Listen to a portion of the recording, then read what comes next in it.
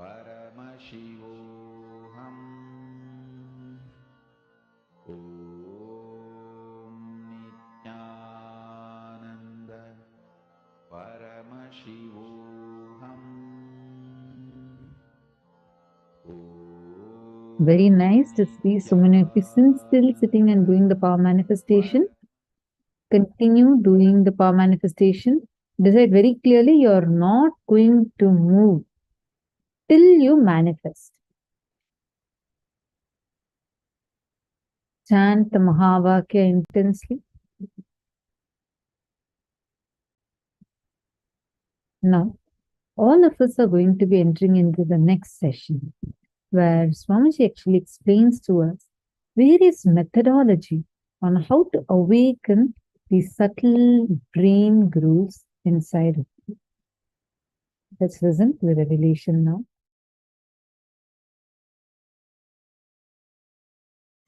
Many people come and tell me, Swamiji, you just tell me what meditation I should do, I'll do it in the house.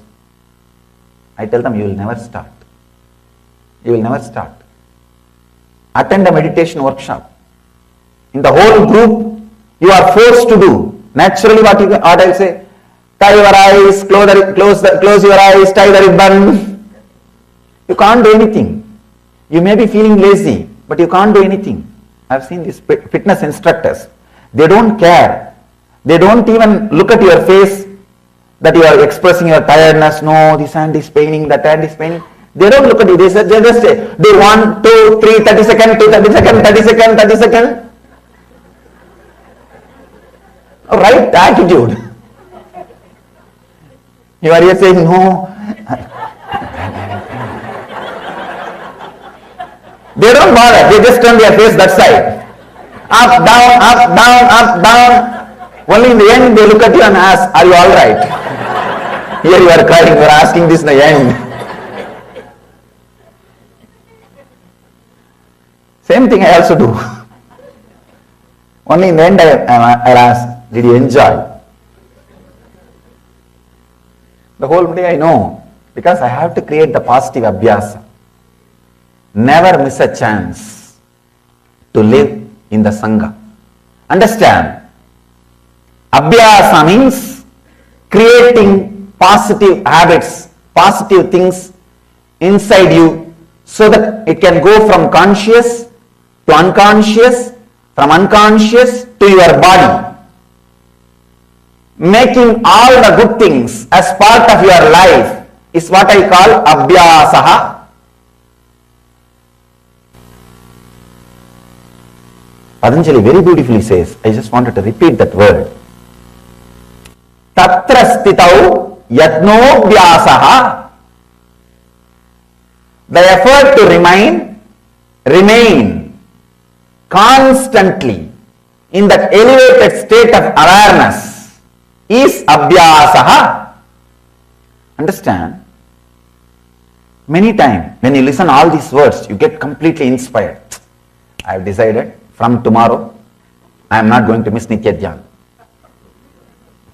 And you buy Nithyananda CD, DVD, ACD, audio CD, book. Sometimes I have seen husband will buy one set and wife will buy one set. Wife will say, no, if you are reading that book, in that page, I don't want to interfere you.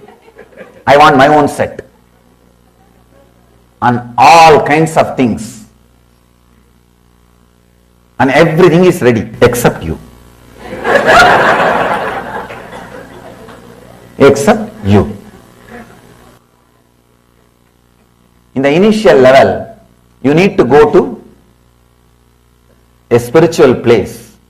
I can say this is a positive pub, where you see the body language of the people who drink divine, who drank the divine, who are enjoying, who are radiating it, who are dancing with it, who are living it. You need to see their body language. You yourself need to be in that space. You need to be encouraged. You need that positive abhyasa. He says, effort to remain constantly in that elevated state of awareness. The big problem is, your body is unconscious.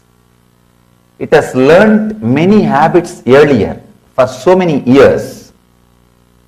So when you suddenly experience some higher truths, one glimpse, one strong experience,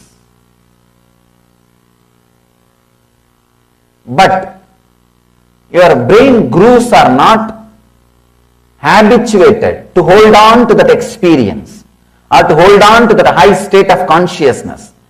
The brain grooves are created only in a usual unconscious way. So what happens? You come down. Even I came down.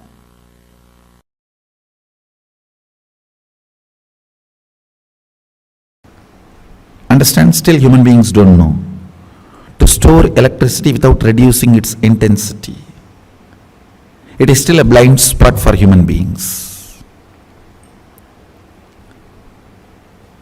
Because from the ancient texts, when they translated and tried to grasp and grab, these guys who are trying to grab and grasp, their brain was not that evolved. The brain grooves were not that evolved. Understand? Only a brain grown in vegetarian body. When I say vegetarian body, at least last 3-4 generations the body should have been vegetarian. Understand?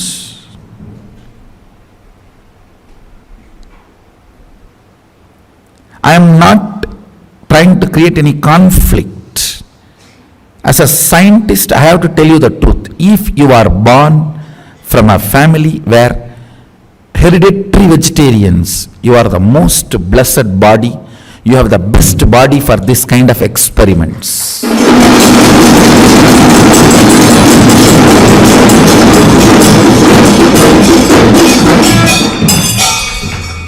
am telling you. I am not trying to put others into depression, and I am not trying to put others into low mood and all that. When I need to reveal the truth, I have to reveal the truth.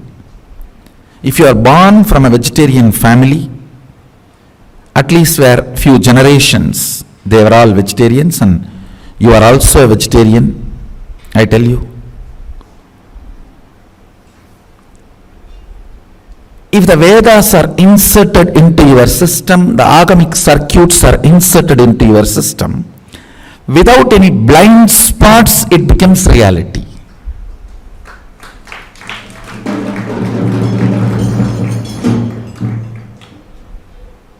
I tell you,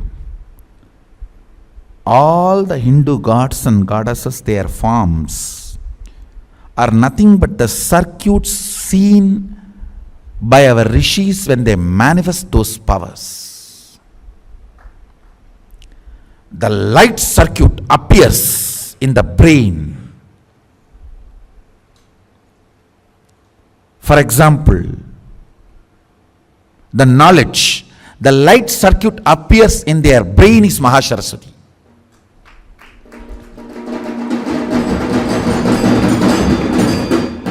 So the same dhyana sloka which they delivered, if you meditate, that same light circuit will be awakened in you.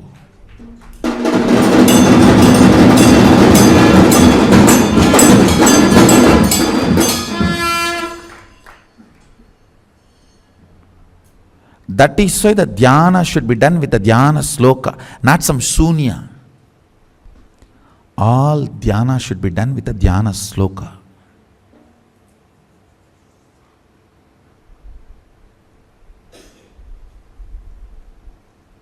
Anybody who does dhyana without dhyana sloka falls into shunya, depression. The shunya meditations are the most dangerous. Never get into that, as if already you are not depressed.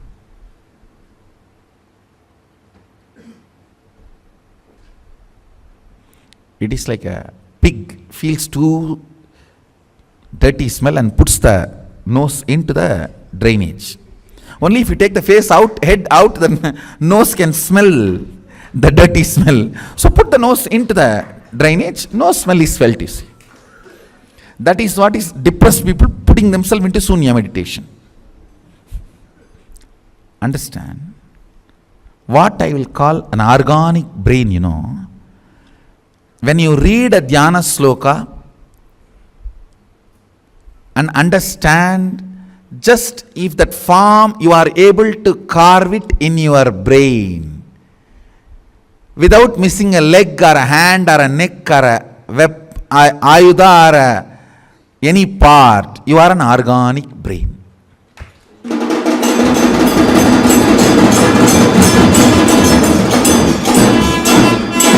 Just you recite the dhyana sloka and you are able to just visualize and keep the visualization alive.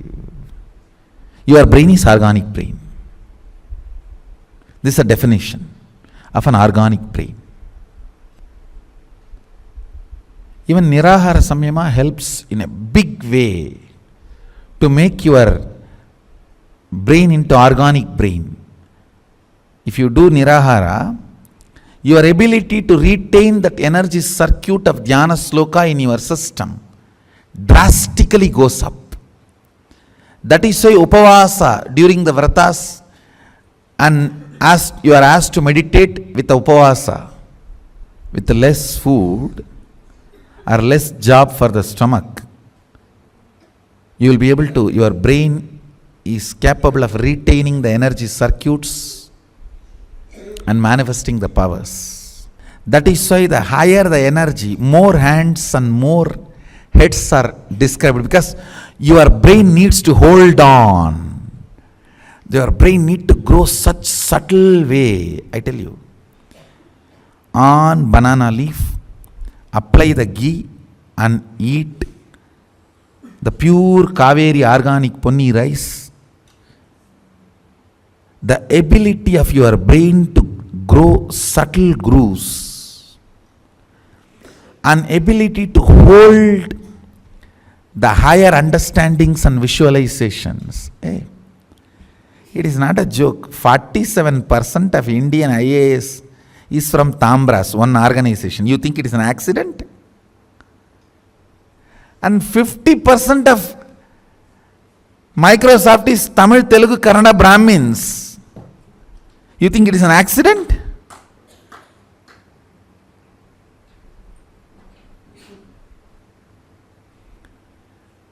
In my days, what was my entertainment? The elders will read Mahabharata and tell the stories. That intensity, my brain can keep it as continuity for whole, however long I want. My brain will not be tired, my body will not be lethargic.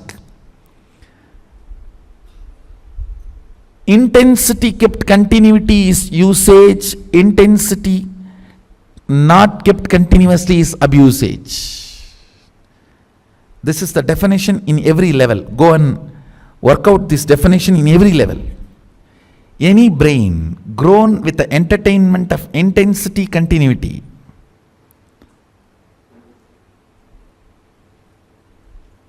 thanks to late invention of television.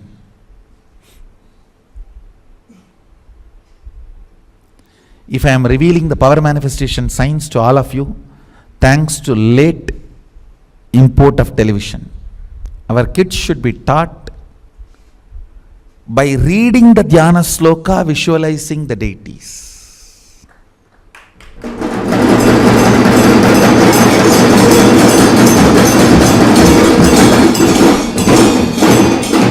And drawing them or carving them or making them with your own hands.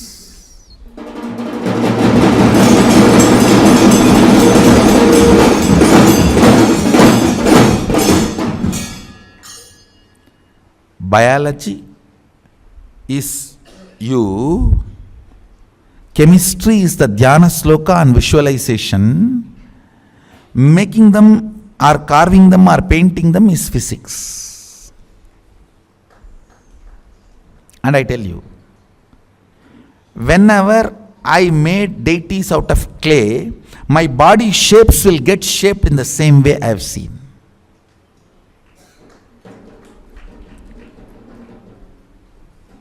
I have seen that happening in my life.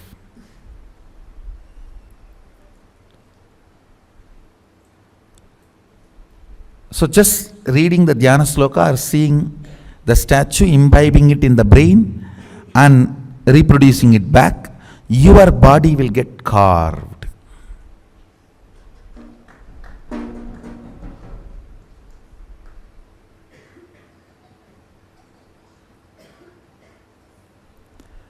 These are all the ways.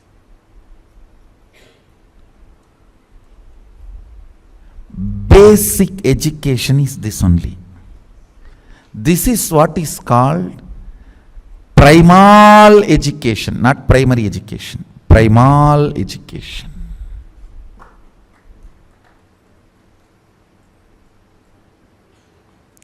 Where a child, by the simple instruction of words, is capable of visualizing and holding and reproducing that in the form of painting or art or a carving or anything. This is fundamentally the primary organic brain growing exercise and education.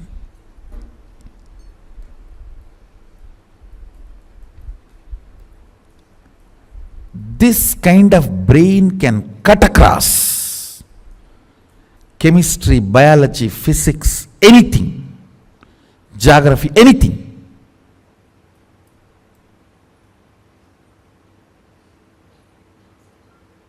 See, fundamental of the Vedic education is D. D means capacity to cut across and understand anything in the universe. That is what is given to you as an initiation as Gayatri. Bhurbhuvasvaha tat saviturvarenyam pargo devasya dhimahi diyo yo na prachodayat. Let me meditate on that which awakens my ability to cut across everything and see.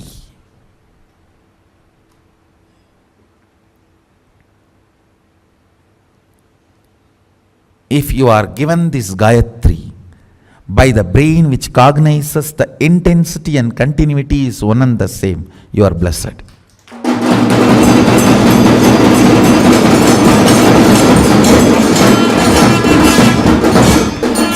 Because this seed will work in you with this Saktipada.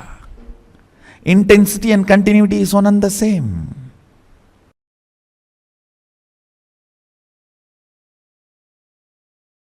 When your body is filled with sexual hormones, especially when your body is getting sexually matured between 14 to 21, if you do the tyaga of sex, between 14 to 21, renounce sex, I tell you, you will build the best body and mind, and the kind of the natural selection process your DNA will go through and the kind of a system you will build, oh God, you will have an amazing capacity to receive information, process and make decision. Something called Di, Meda, Buddhi gets awakened in your system.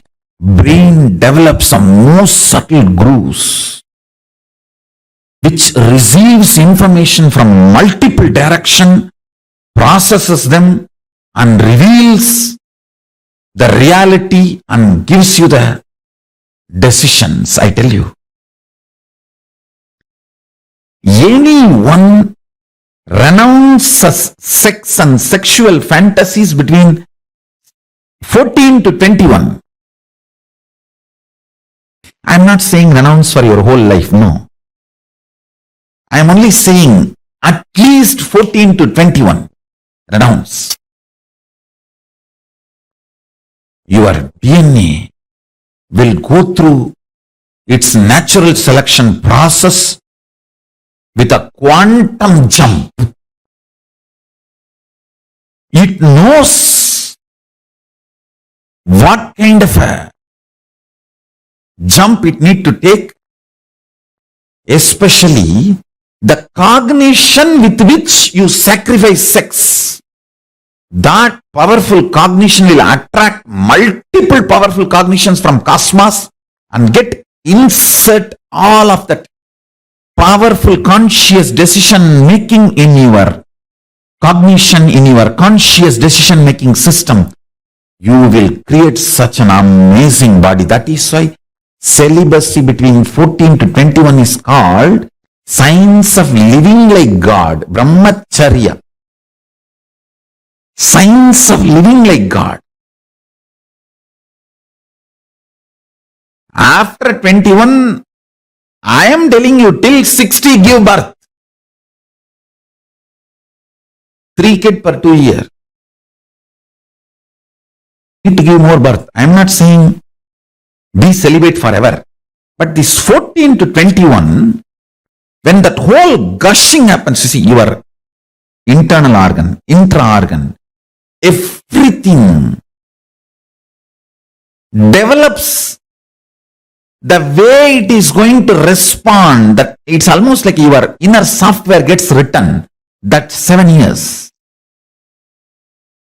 During the time, Tyaga of sex does something extraordinary to your body, internal organ, intra-organ, and superconsciousness.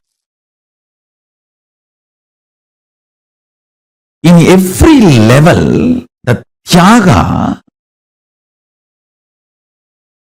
actually Tyaga is not moral lesson, it is a scientific lesson. In my Gurukul, Tyaga should be added under the classification of science, not moral. It's a science of living, not morals of living. No.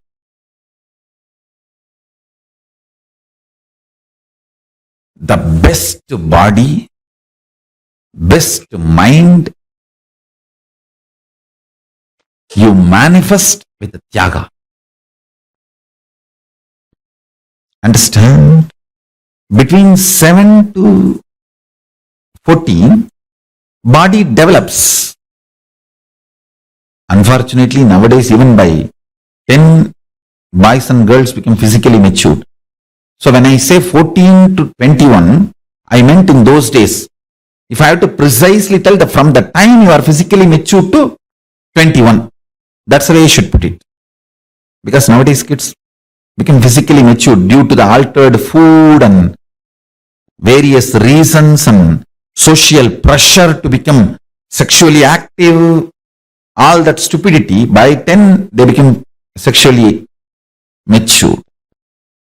From the time you become sexually matured till 21, every time you sacrifice the pleasure and visualization of sexual experience in multiple level, not only not allowing the pleasure, not allowing the fantasy, not allowing the pornography being fed into your system.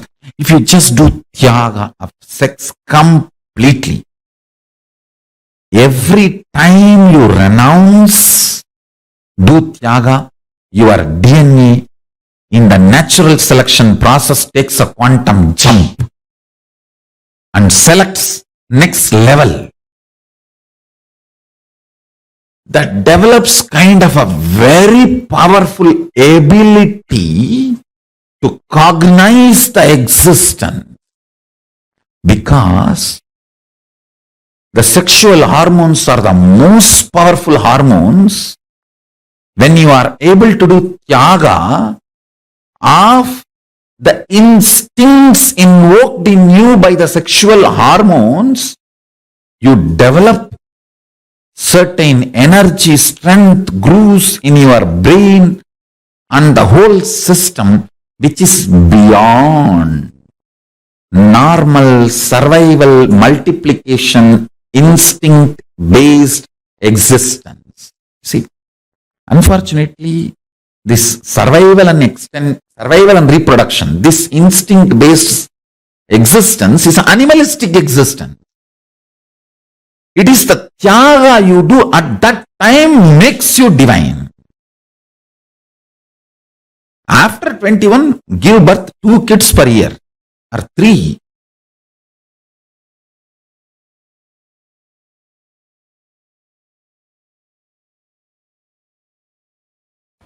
It is necessary you to evolve a brain, completion, patience,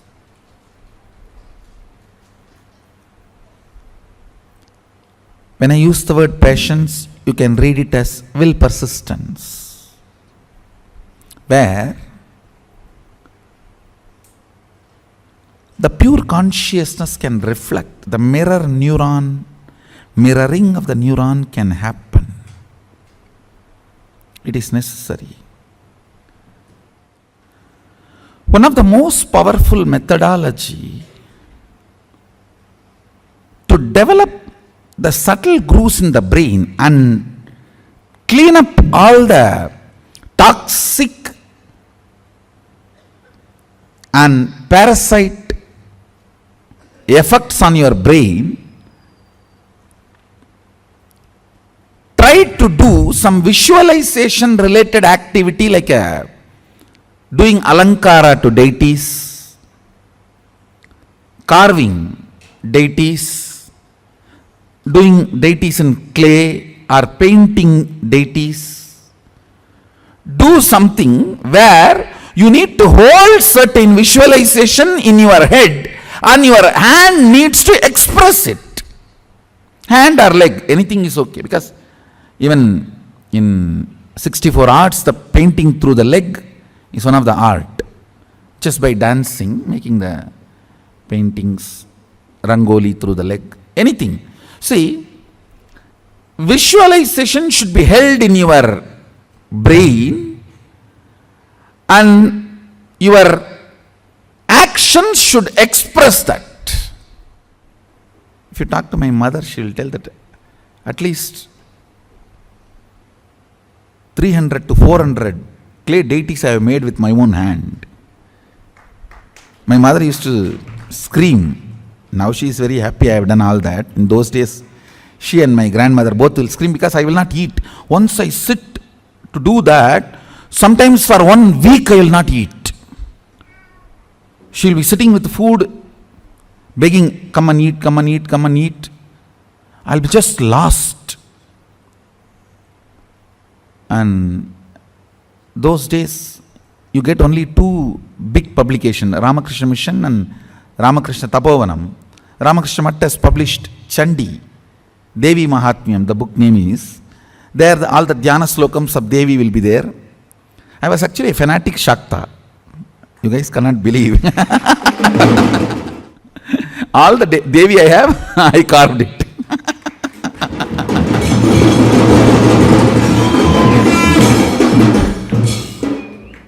In that all the description will be there, how she looks and how she has all the hands and everything.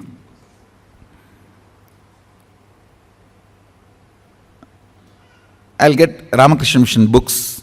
In that only the Dhyana Sloka and the Tamil meaning will be there. And after making, I'll get Gita Press books. Gita Press Chandi will have the diagram also. I will not see the diagram before making. I'll read and make the deity, and then with the Gita Press book, I'll verify whether what I made is right or wrong.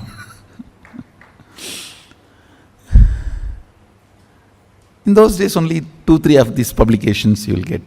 And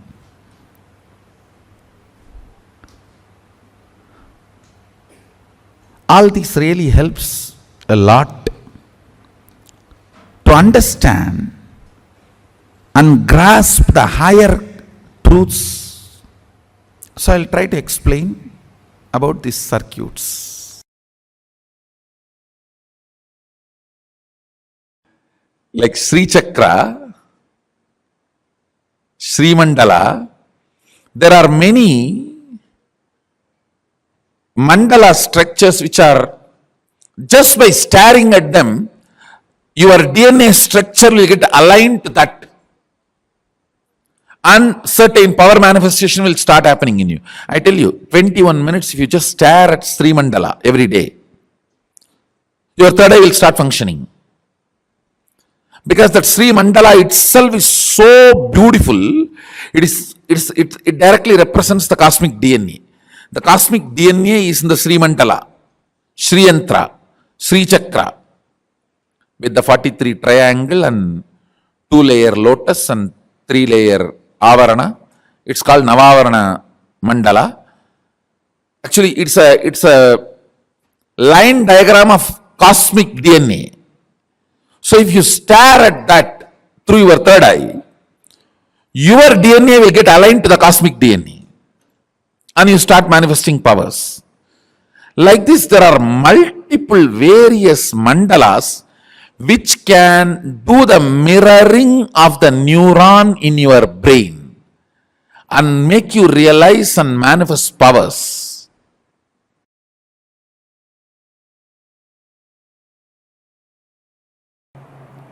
I should tell you, biggest enemy in your life is taste for anti-life.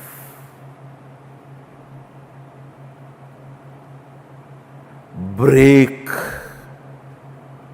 every time you go through anti-life taste. Every time when your mind is trying to tell you, this is the way I am, what can I do? How can anything move? What can anything happen? No! You are not yet end. That's the good news. You are only a seed. As long as you consider you are only a seed, you need to manifest you are Sadashiva. Because, understand, Sadashiva constantly considers himself as the seed which need to manifest, yet to manifest, yet to manifest. Even after manifesting this whole Jagat.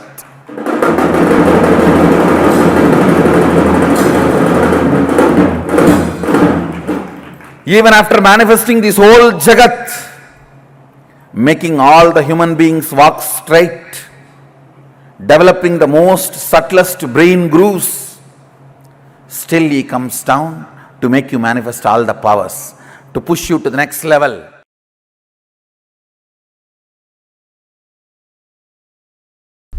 Align your responsibility and align your enriching. Recognizing makes you manifest the state of Sadashiva. Understand? State does not need to be achieved, you have it.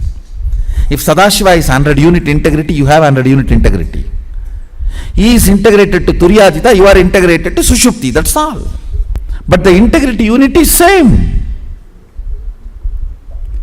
Recognizing the integrity to Turyadita builds an extraordinary, beautiful brain grooves, is equivalent to recognizing $1 billion is more worthy than the bag full of pennies. That recognition is what I call recognizing.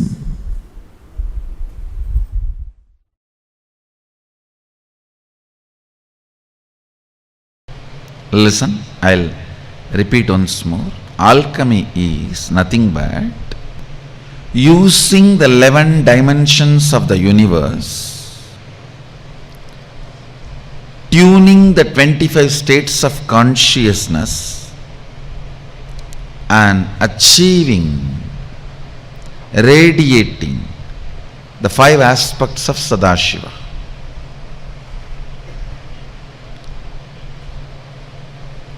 Multiple things are used in the alchemy science. It starts from preparing the ground on which the meditation, alchemy process is going to happen. From there it starts. A solidified mercury. Mercury solidified without chemistry, chemical being added, just by the energy,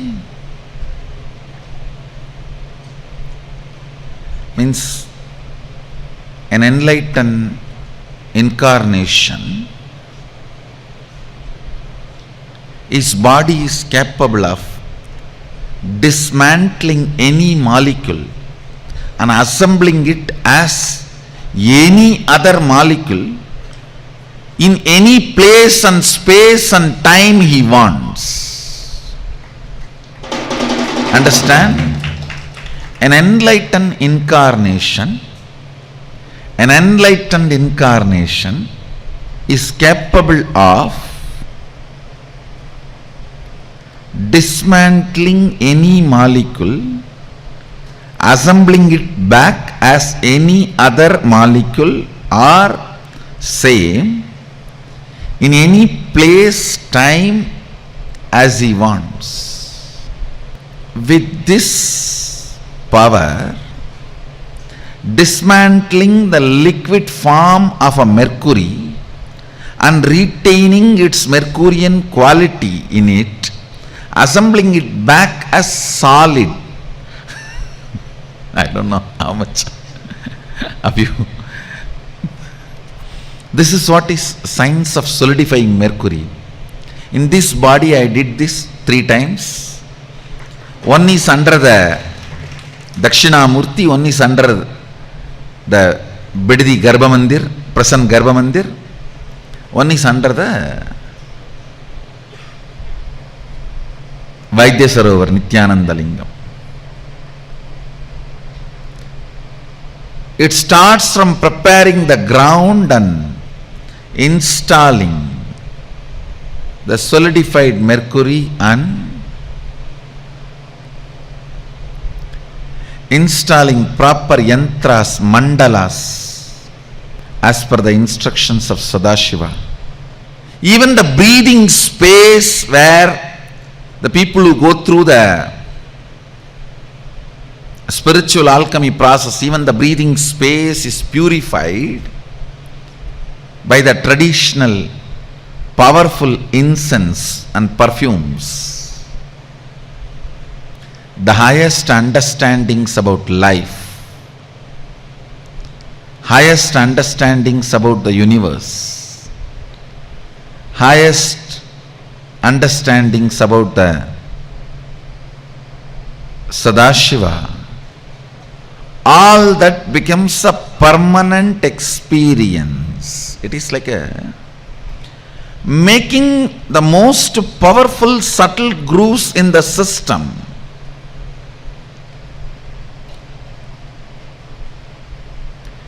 Making the most powerful subtle grooves in the system,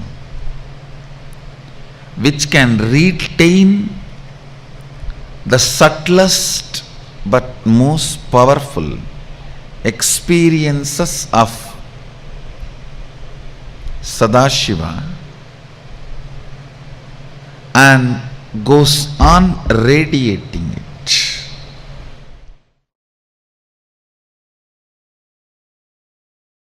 Enjoy. If not, don't worry.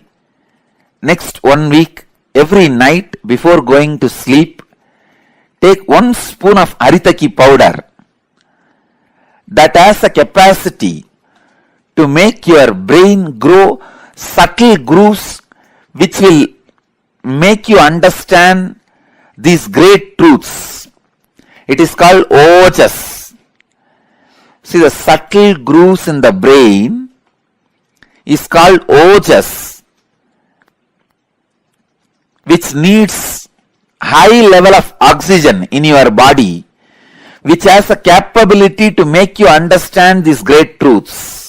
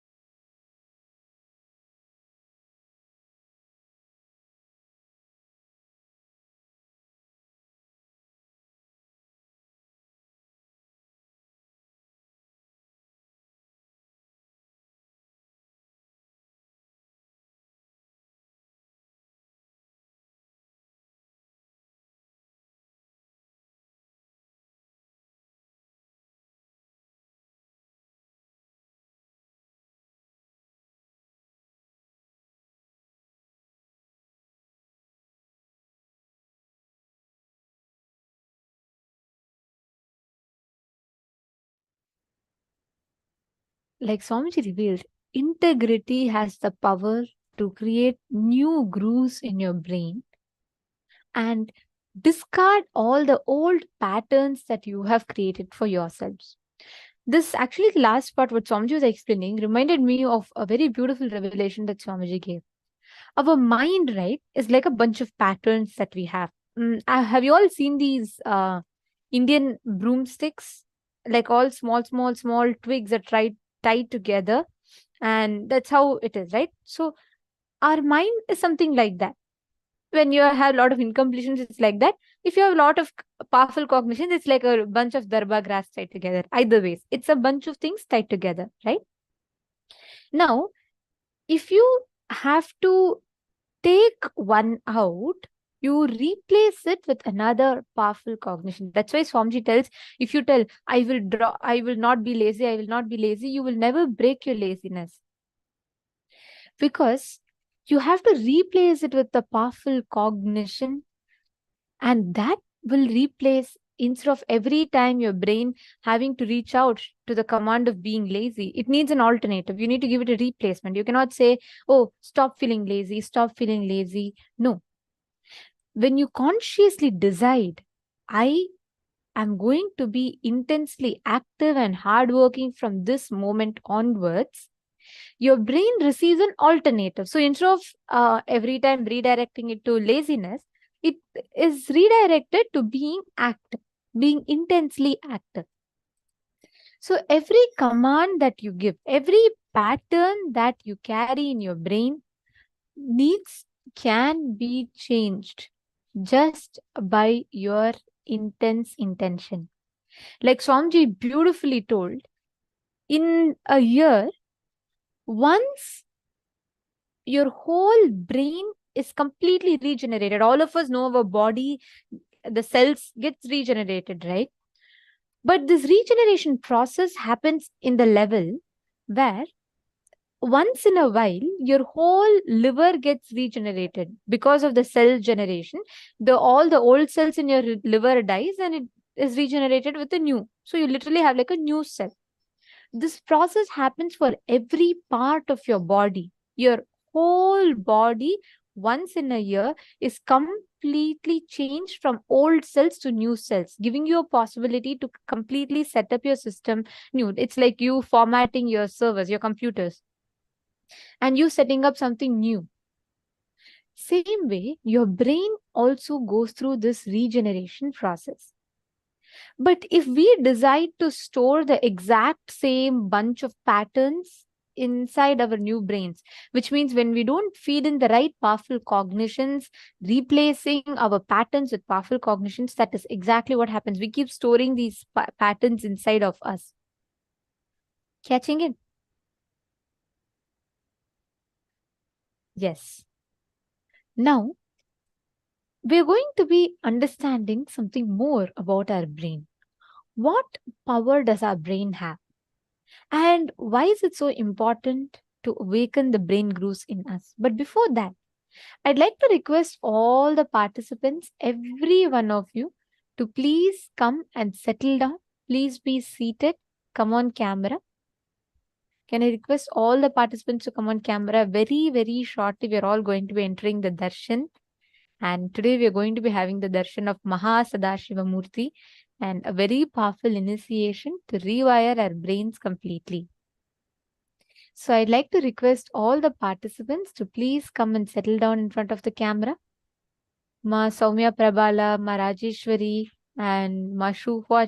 Can I please request all the participants to come on camera, please?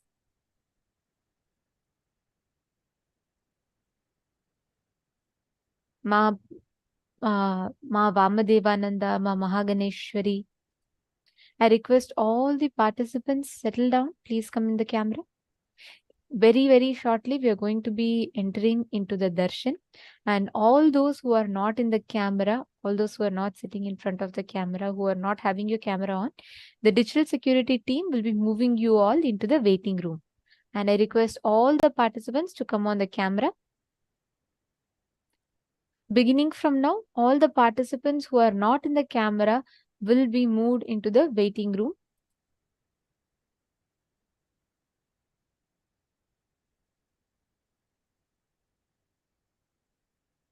Yes.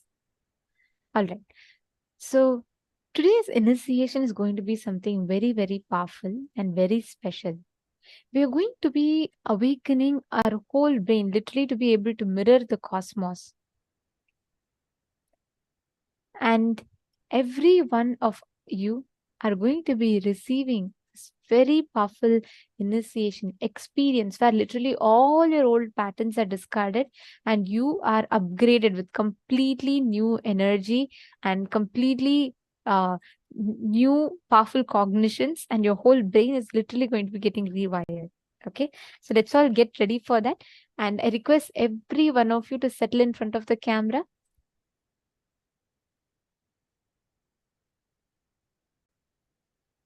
Please come back, settle down.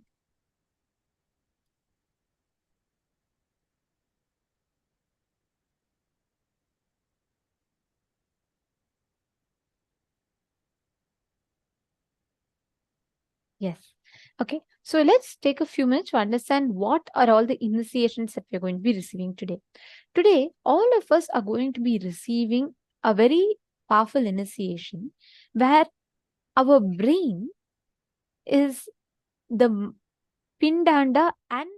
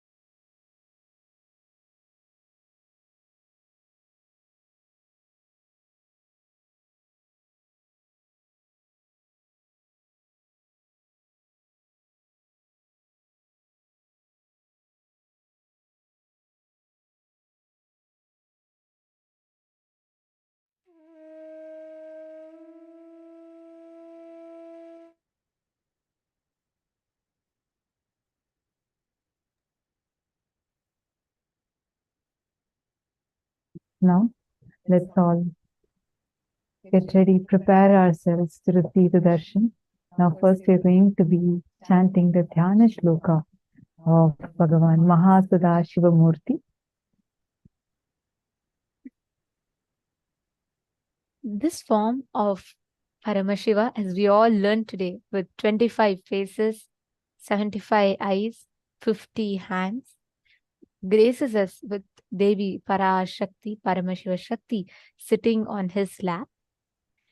We are going to be now chanting the Dhyana Shloka of Mahasadashivamurti.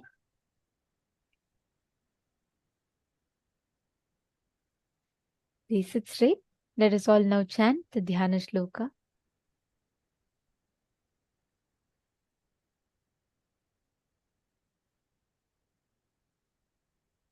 Shri Mahakailasa Murti Dhyanam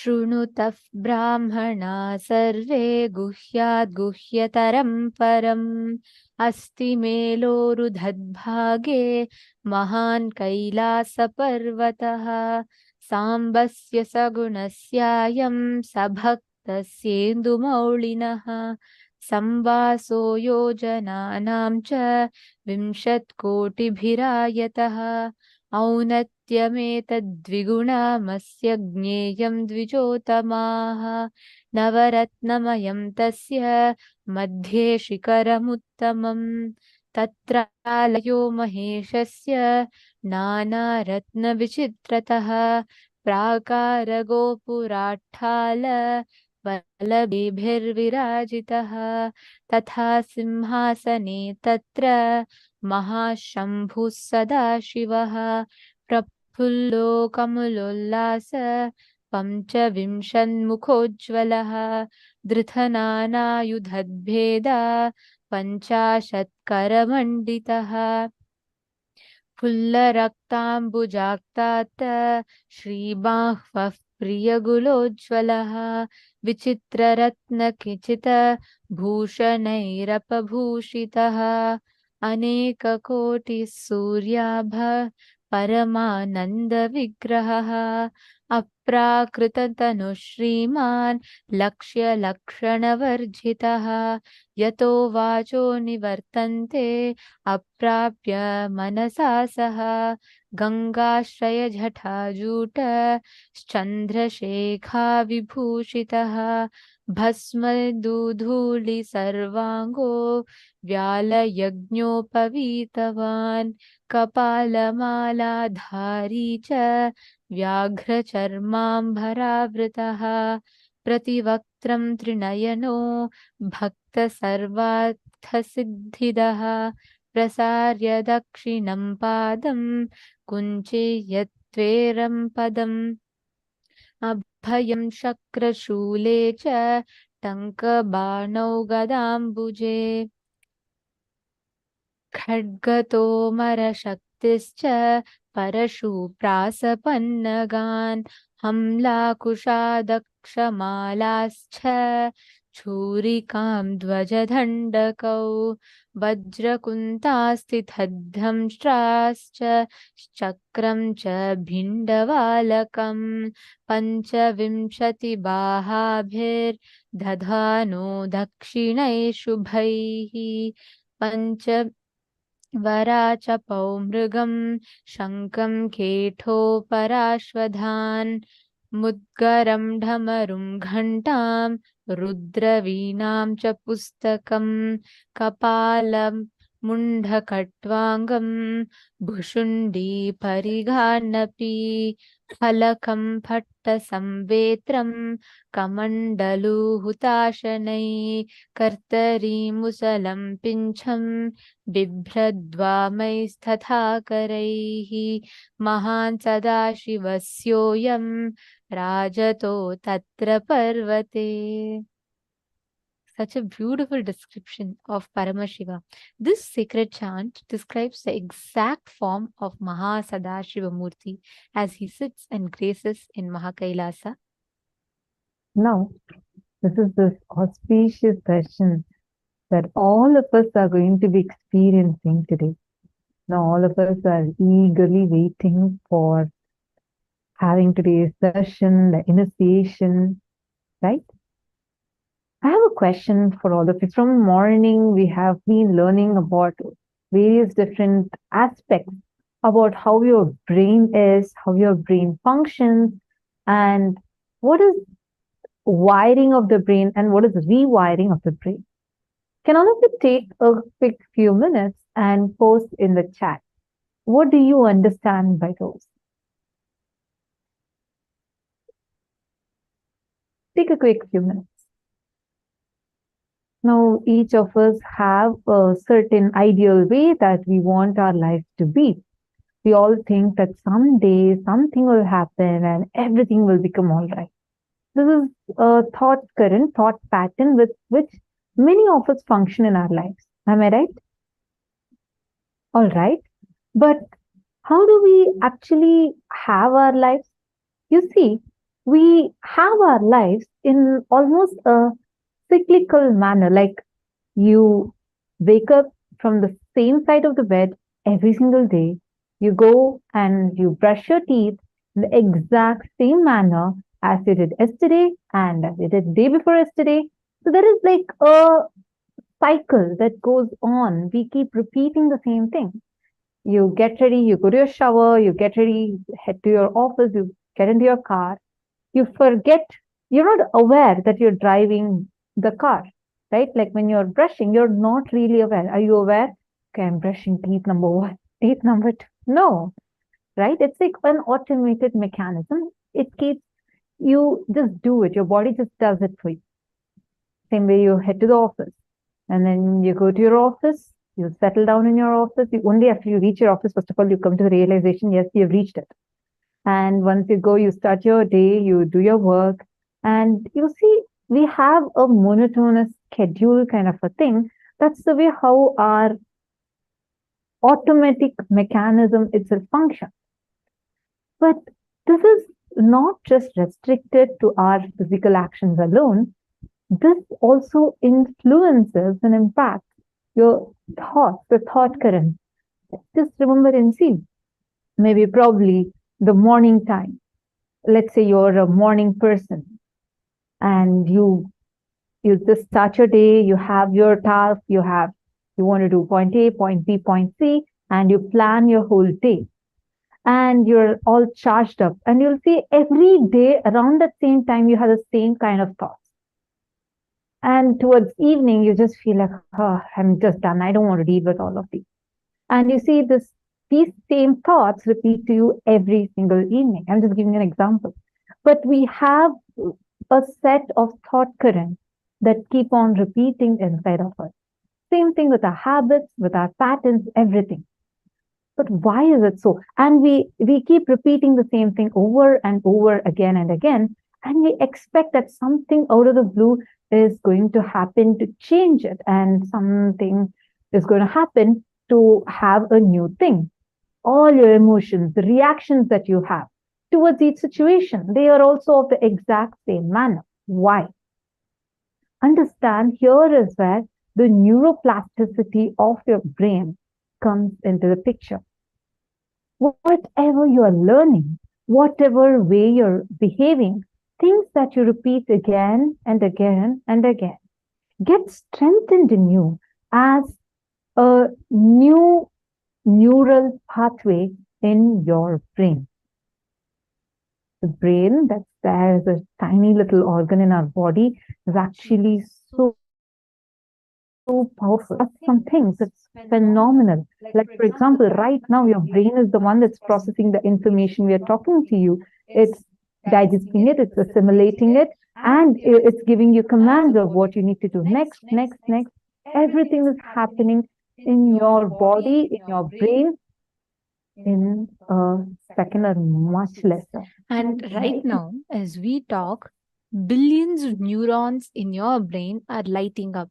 Every time you hear a new cognition, your brain forms a groove, a pattern to remember that your brain is lighting up, listening and responding to every single bit of information that you receive.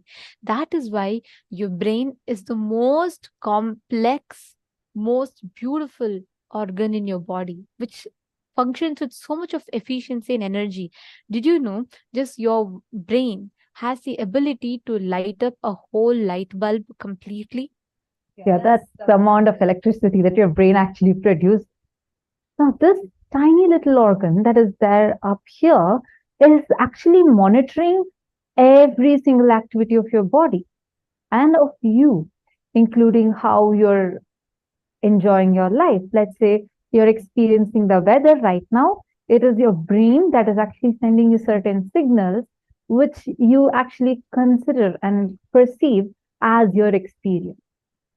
So this small organ, which is probably up to the size of your fist, is able to influence, take the responsibility of so many organs of your body, all the organs of your body, and how you perceive the things that's happening outside. So the wiring of this is so important, right? Now let's understand what that wiring actually means. See, for this we need to understand how our brain functions. Your brain actually is made up of trillions of nerve cells called as neurons. And like as Nithyananda was just mentioning, different parts of your brain lights up differently when each of these neurons are fired. This brain that is there inside of you, this tiny organ, if that is attended to properly, so many things that you're struggling with in your life can be resolved. Now, this brain, if you go into it, you will see this complex neural system, the neural pathway that is there inside of it. Actually, what you're seeing behind us right now is the way how the signals pass to your brain.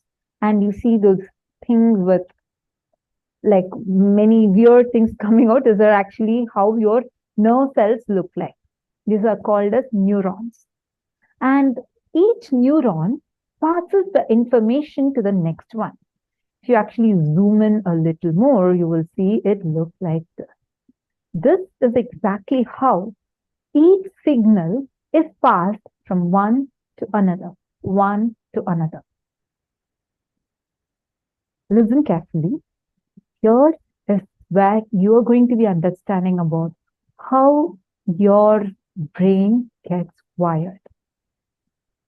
Every time this neuron sends a message to this, there is a new pathway getting created.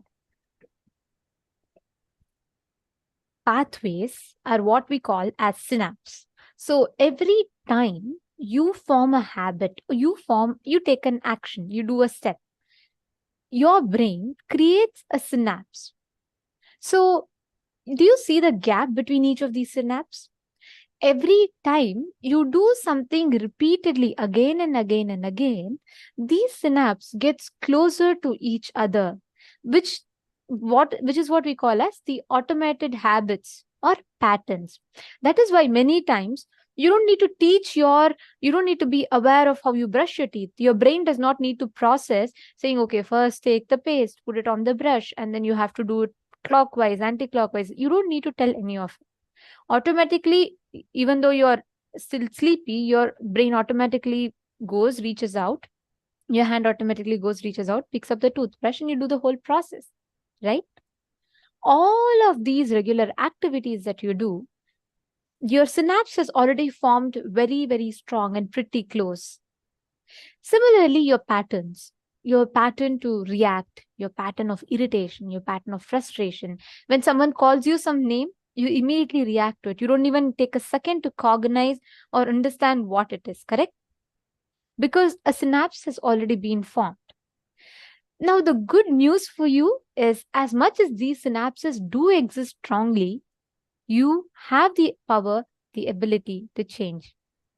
Now, one important thing to understand about these neural pathways is that every time your neurons fire, they say the neurons that fire together wire together. This is if you are someone who's been interested in neurophysics, neuroplasticity of the brain, you would have definitely come across this phrase. Why do they say that? Because you see, our brain is made up of trillions of these things. Like what you see now, it's actually having trillions of such neural pathways. Every time your brain sends a signal, all of these things are getting wired together. The wiring is where every neural pathway, like for example, that you see here, this neuron that you're seeing is sending a message to the one that's below it, right? Now, this happening, which is there happening behind us, it's actually happening throughout your brain. That's what they say, as different parts of your brain is getting lit up when you do certain things. Like, for example, you're doing things like you get angry, you get frustrated, you see your hind part, the behind part of your brain gets lit up. Now, what this essentially means is that every activity that you repeat again, and again and again lights up different parts of your brain. You start experiencing different parts of your brain getting lit up differently. But as and when you repeat those actions, that pathway becomes strong, meaning the way each of these neurons are connecting to the other gets solidified. And that's how you strengthen a particular neural pathway. That is why when you start repeating certain actions, those actions will become so clear in you that even if you're not conscious, it just keeps repeating. Same things with your thoughts. Even though you don't consciously create those thoughts every single time, you will see those thoughts will keep repeating to you again and again and again. So for all of us clear? So this is how your brain gets wired. So this is what we call as the wiring of your brain, because like this trillions and trillions of neural pathways exist in your brain. Most of us here, almost every one of us here, have formed unconsciously, due to our unconscious living, we do form unwanted, unnecessary patterns that even we are stuck with. So now you are there, and there's like billions of these wirings in your brain that you have to go and fix it up yourself. But that is a long path. It is possible, but that is going to be a long path. So as long as these wiring of your brain exists,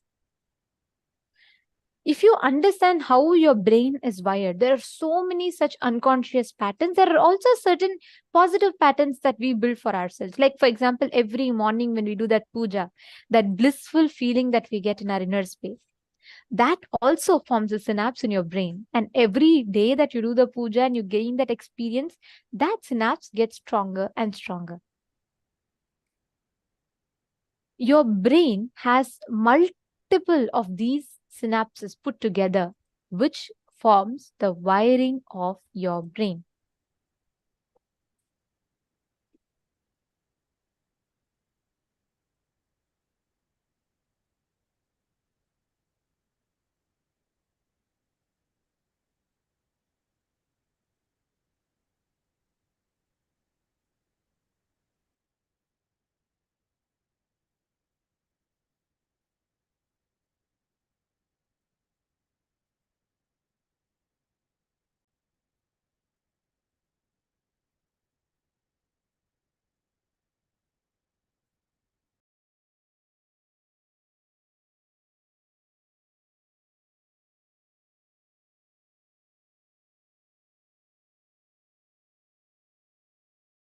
Say, each time you react in certain way, you strengthen the power of the pathway. So each time when the river runs in that same rivulet, the rivulet becomes more deeper. So the river running in that same direction becomes more stronger, more permanent.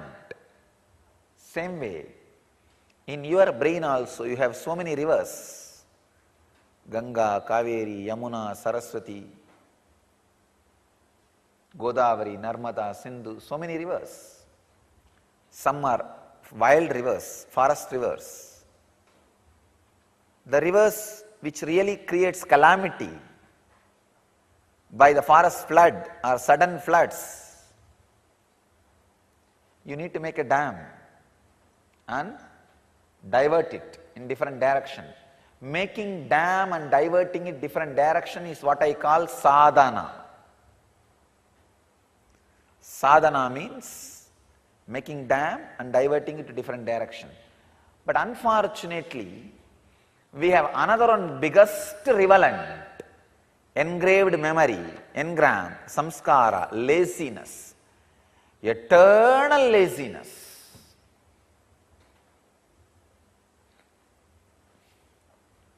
One of the biggest engram.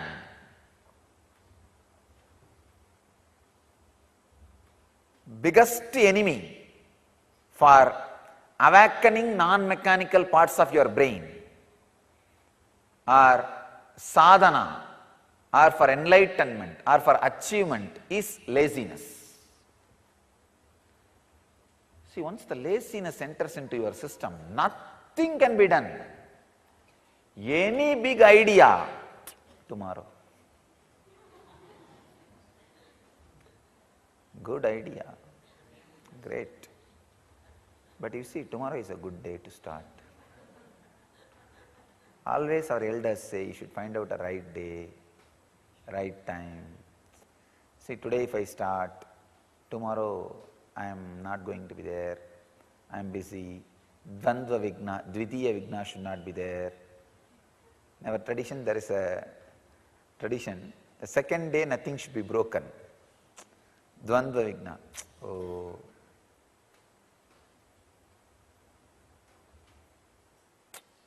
Second day it should not be broken. Dvitiya vigna. So I'll start maybe day after tomorrow. Laziness is maya, nothing else. So understand, no sympathy towards laziness is a demon.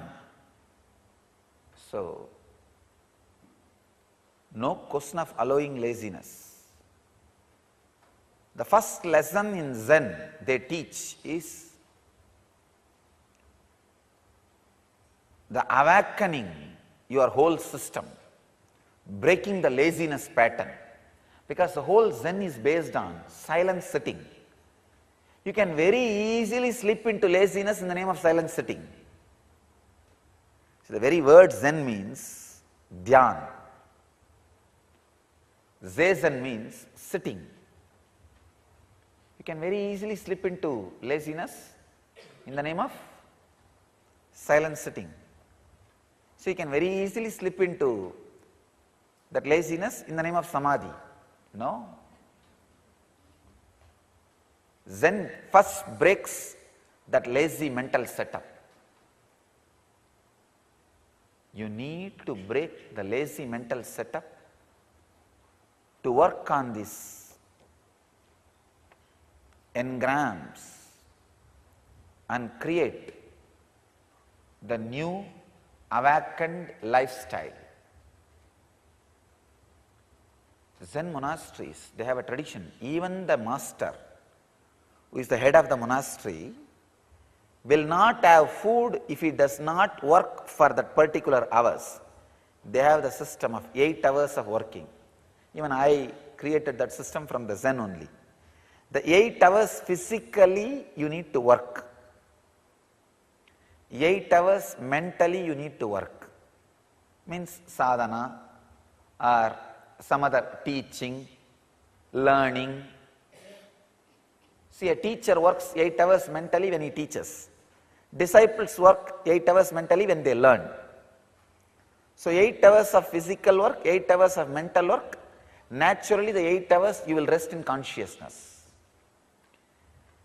There will not be any unexhausted engrams. So the sleep will be deep sleep.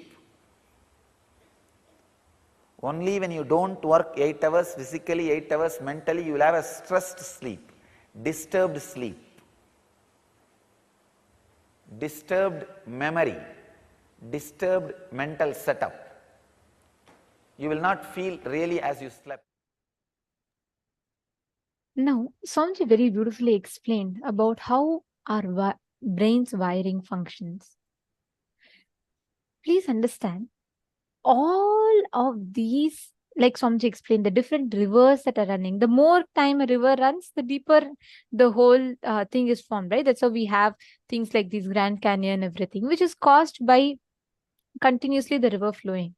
So every time you consciously build a habit, you cut a deep groove in your brain. Now, there are 2 ways that you can rewire your brain. One is you individually trying to battle with all the billions of habits that you have created due to your unconscious habits. All of us live in an unconscious way where we pick up so many habits which we don't even know why and how. But we end up making it a part of our lifestyle. That's how we get lazy, there's demotivation, or not wanting to do anything, or so many different patterns that we create. All of these are deep grooves cut into our brain, which forms a certain habit. Now, if you have to by yourself try and fight with all these patterns, it's going to be a long process. But there's another very, very powerful way your brain can simply be rewired. Now, this rewiring of a brain, sorry for that, this rewiring of our brain needs to be understood a little more deeply. See, when you consciously try to change your habits, do your sadhana, yes, there is a possibility. That's what they say, that you try to hack your brain. But that is not going to be, that will definitely help you in terms of you starting to build a new engram, like you start building a new pattern inside of you. But what about the existing ones? What about these strong patterns that are there inside of you, which you have not been able to break, and this neural pathway seems to get more and more stronger? What about those? Because as every moment the thought enters inside of you, it's like those neurons, they are getting closer and closer. That pathway becomes strong. This is where, due to the divine intervention, you have something called as the initiation process. Scientists are discovering very recently only about how there is a possibility for creating new grooves in your brain. Forget about the existing ones.